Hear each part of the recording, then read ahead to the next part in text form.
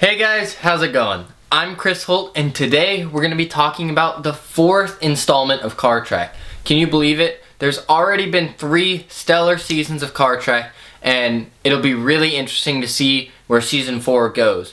And in this video, I'm going to have a bunch of teasers, a bunch of behind the scenes look, and certain things that you probably don't know heading into CARTREK season 4. And rumor has it, it's going to be out here in the next few days. I mean, it's out soon. I'm super excited, and if you're just excited as I am, make sure to smash that thumbs up button and the subscribe button if you haven't already, because we come out with new videos like this all the time, multiple times a week. So just like that, guys, let's get right into the video. Alright, before we get into the skin and bones of this video, I really want to preface this. If you guys don't want any spoilers, click away, don't watch this video, because it's going to be loaded full of spoilers. Now, this is, like I said, CARTREK Season 4. We've already gone 3 so far, and if you haven't seen any of my other CARTREK videos, go ahead and watch them up in one of the corners up there, and I would really appreciate that. But this is CARTREK Season 4, so bigger and better than ever. What better than to do it all around Ferraris? Yep, that's right, Ferraris. Now, each of the 3 guys, they each got to buy their own Ferrari this time, unlike last episode, or last series of CARTREK, where they got gifted cars to each other. This season, they each picked out their own Ferrari. Now, I don't know why they're doing Ferrari or what stipulation they have to do. But the 3 cars that we have a 456 GT, and we have a 599 GTB, I believe, and we have either a 308 or 328 Ferrari. So, guys, it's going to be bigger and better. Every time it's just ramping up and up. Now, I know these might not be as expensive as what was in the first series of CARTREK, so they still are probably cheaper than a C8 Corvette. It'd be really interesting to see like what that 599 has costed Ed Bullion, because it has been, I believe it was a flood car again, surprise surprise. But that, I would say, out of the 3 cars seems to hold the most value. But with Ed's shrewd negotiation, it seems like he's always the one getting the best deals on all his cars. But the other 2 cars seem to stack up pretty well itself. So it appears that the season is going to take them all throughout Texas, Colorado, and Utah, which will be really interesting to kind of change it up with the scenery, as they've been in Vegas, they've been in Florida, and they've been in Minneapolis, I believe? No, St. Louis. St. Louis for the other one. Kind of changing up the vibe, changing up the different settings. It'll be really interesting to see. Hopefully one day here soon they can come up to the Northwest, do a little bit of driving and hanging out here in Seattle. Okay, so let's break it down by person in their car. So Freddie, Tavarish is the one, and he gets himself a Ferrari 308. Now, I have done some confirming. It's not a 328, it is a 308. And from my understanding, they start in maybe somewhere in western Colorado and make their way down to, looks like, Dallas, Texas. Now, he takes his 308 and looks like he runs into some troubles. But luckily, he is Tavarish, and Jared Pink is along the way with them. So it looks like some fixing needs to happen, and they end up fixing it. In one of the pictures that I have found, Tavarish's door got removed or fell off or something like that, and so there's a bunch of really funny pictures and videos to go along with that. It also looks like he runs out of gas somewhere along the way. It looks like he has himself a little bit of a predicament, maybe even a lemon of a car. Now, out of the 3, I would say between this and Hoovie's car seems to be the least expensive from just knowing the values of Ferraris, I guess. But he got himself a beautiful red Ferrari 308, which it happens to be the only red Ferrari in this entire Ferrari special. So it's really interesting to see what the criteria turns out to be and why he went ahead and chose a 308. But, I mean, 308s are pretty cool cars. Definitely the oldest of the 3. but it is something that's really cool, and I'm really excited to see all of the shenanigans that happens along the way with Freddie and his 308. Now, Ed Bullion got himself a 599.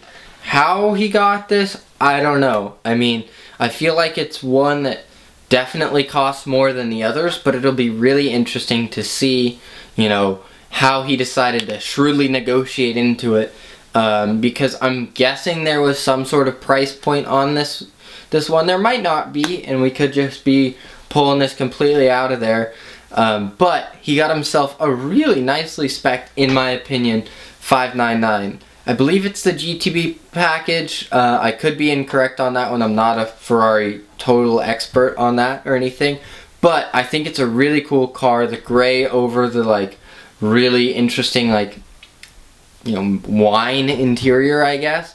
Now the wheels are really cool. Like, a bunch of this stuff on this car is really cool, so it'd be really interesting to see how he ended up getting away with getting this car for the trip. But it seems like it's pretty interesting. He posted a couple pictures and hints along the way that they stop at Dennis Collins' little compound, his Jeep facility that he runs. But that's really cool because Ed Bullion is a cannonballer at heart, and so is Dennis Collins. Him and Richard Rawlings went out in a Ferrari, nonetheless, to set a coast-to-coast record time. Regardless whether you believe that was a true time or anything like that, I'll leave that up to you. But it is really cool how it looks like they took the 3 Ferraris from CARTREK to visit Dennis Collins, who has spent his fair share of a time behind the wheel of a Ferrari. So Ed Bullion comes at you again, and this time he's got a 599, really raising the bar. So what does Hoovie have? So Hoovie's got himself a Ferrari 456. Now this is one of the most underappreciated Ferraris in my opinion. I mean, values are just dropping like crazy. And so it's really interesting to see the 3 different cars, the 599, the 456, and the 308.